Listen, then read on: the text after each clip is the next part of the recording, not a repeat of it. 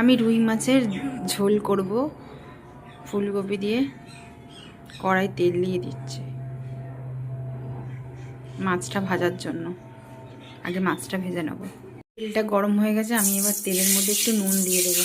নুনটা দিলে কি হয় যে মাছটা কড়াই লেগে যায় না।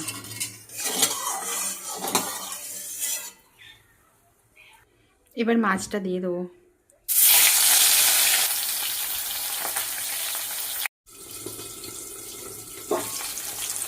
মাছ ভাজা হয়ে গেছে, এবার মাছটাকে আমি তুলে নেব।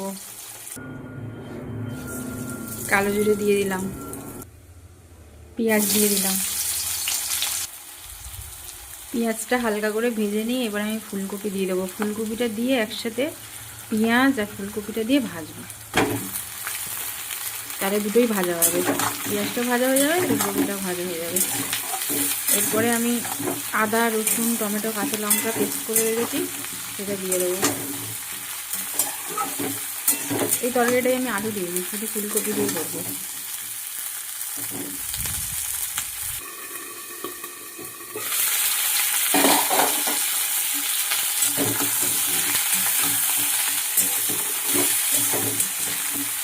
ফুলকপিটা ভাজা হচ্ছে, আর একটু ভাজা হোক, তারপরে বেটে রাখা মশলাটা দিয়ে দেবো।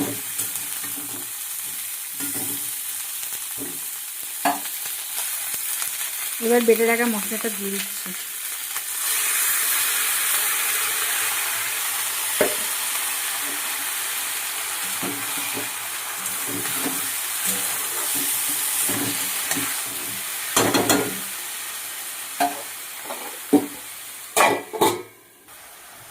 এবার নুন দিয়ে দিলাম,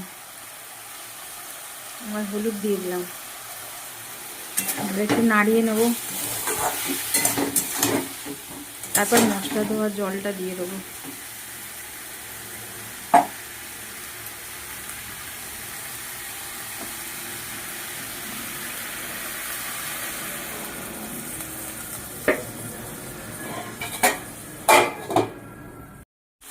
ফুলকপিটা কষানো হয়ে গেছে, এবার আমি মাছটা দিয়ে দেবো।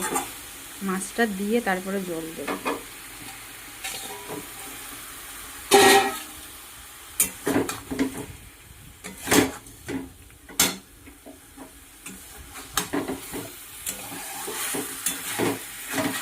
আলুটাই তো তাড়াতাড়ি সিদ্ধ হয়ে যাবে, তাই জন্য মাছটা দিয়ে দিলাম। এবার জলটা দেবো, দিয়ে ফোটালেই আমার মাছের ঝোল রেডি হয়ে যাবে। এবার গরম জলটা দিয়ে দিই।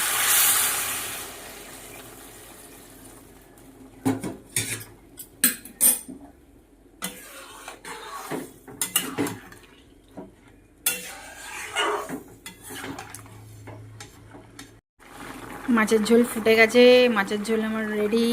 এবার একটু ধনেপাতা দিয়ে দেবো।